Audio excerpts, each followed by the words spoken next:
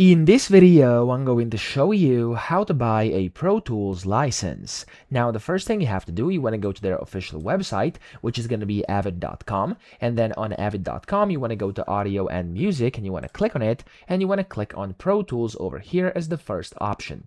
Now, in here, you want to click on the Buy Now button, and then from here, you can choose the version you want. As you can see, you can show either annual or monthly, and of course, the pricing for either individuals or students and teachers. Now, here you have three options. You have artist, studio, and then ultimate as well. So select the one that you want. For example, I'm going to go with studio. You want to click on add to cart.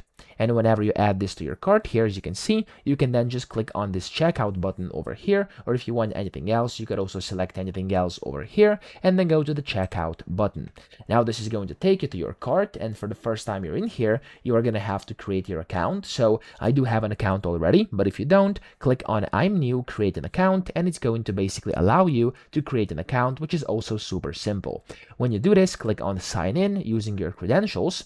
And then here you'll go to the billing and payment section, where essentially you're going to have to put in your information. Okay, so under the payment, as you can see over here, it's going to start loading your checkout. Here you have to put in your first name, last name, and your address, as well as your city, country, state, province, or region, and the zip code as well. Now you also have to read the, of course, privacy policy and the user license agreement, and if you agree with it, you want to click on agree and continue, and then click on agree and continue. Now from here on the right, you can see kind of your sum, and then in the last step, you basically will have to put in your payment method. So if you want to pay however you pay, you're going to have to basically select the payment method you want to use, and then from there you'll be able to pay, and that way you'll get your Pro Tools license, and of course it's going to be connected to your account, and you'll then be able to use it, download the software, etc. So that's how to do this. I hope this video helped you out. If it did, please subscribe to the channel and help me out as well.